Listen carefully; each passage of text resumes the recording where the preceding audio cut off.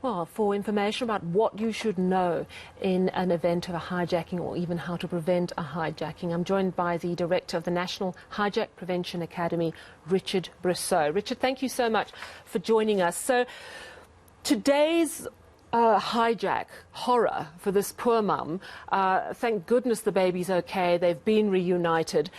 Does it prove the point that really hijackers 9 times out of 10 do not want a child on board? You're 100% correct. Remember, when the hijackers select a motor vehicle, it is sometimes irrelevant for them if there's a child on board or not. The motivating factor behind the attack is the value attached to the motor vehicle. You know, I've listened to this attack. It was purely opportunistic. As I say, the chances of them taking a child with is extremely rare in South Africa. But unfortunately, this was one of those cases where the child was taken with.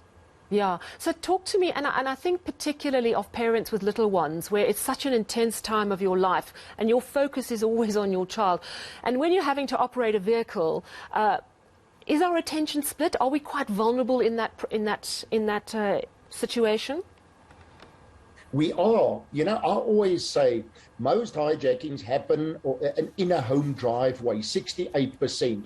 When you drive home, that last kilometer, focus on your surroundings. I know that kids talk in the car, but we have to get our kids involved. I'm not saying little ones, but I would say 5, 6 years and older. Start educating your kids. I'm not saying scare them, but we have to start educating and focus on your surroundings. When you arrive at your house, stop parallel to the gate so you can't be boxed in. Small little things. You don't stop the crime by doing things like this. You shift the target onto someone else. It sounds terrible when I put it that way, but that's unfortunately reality in South Africa. Yeah, and if you are in an unfortunate situation where someone is trying to hijack your vehicle and you've got kids in the car, what do you say? What do you do? Firstly, you must remember motherly or fatherly instinct will take over. My child, my child. Firstly, you cannot save your child if you cannot even save yourself. Save yourself first so that you can save your child. You will hands up immediately. I'm no threat whatsoever to the criminal. Unlock the door by using your left hand. As you exit the car, the door behind you is always the shortest distance between yourself and your child. Open the back door. As soon as the back door is open and you enter now to retrieve your child, try and put your right leg and foot inside the motor car. By doing that, you've transferred most of your body weight inside the motor car. So if the car moves, it'll throw you where the body weight is. You know, parents ask me, should I talk to the hijacker? As a parent, it'll come automatically. My child, my child. Look at this from a hijacker's point of view. If I do not give you 10 seconds to retrieve the child, I've got the whole of South Africa behind me. If I give you 10 seconds to grab the child, I've basically got 1 or 2 cars behind me. So they don't want to take kids with if they can help it. That's a very good point that you make. Talk to me about being vigilant generally around hijackings. You know, this is something that we've thought about less in the past year or so because we've all been so focused on COVID and how it's affecting us. But we also know that in the run-up to the festive season, we do see more incidents like this, don't we? That's right. You know, as I've said, when you drive home, don't go and box yourself in by stopping right in front of your gate. Try and stop parallel if you can.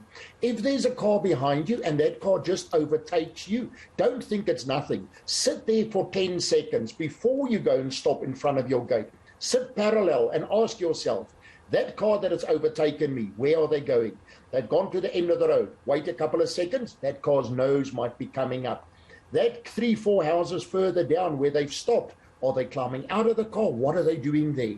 At a traffic light, don't stop so close to the car in front of you. Leave a bit of space. I sit comfortable, look over the car's bonnet. I want to see that car's back wheels touch the road. So if something happens, I've created a bit of an escape route. And hard to believe, but the robbers see this. You know, a quick example, during COVID, most people work from home. If visitors come and visit, they stop in your driveway. It's almost going to be a quick visit. The robber sees this. He reads It's a quick visit because the driveway is blocked. The visitor is not thinking about people's coming and goings.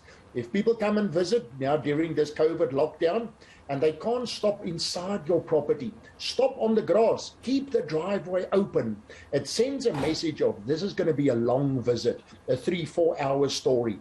You know, we as South Africans cannot say goodbye once. It's inside the house. Okay, bye. You talk, you end up next to the car outside the gate with the gate open behind you for about 20 minutes to half an hour. By stopping on the grass, for example, you don't stop the crime, you shift it elsewhere once again. All right, well, thank you very much for chatting to us this evening. That was Richard Brussow from the National Hijacking Prevention Academy.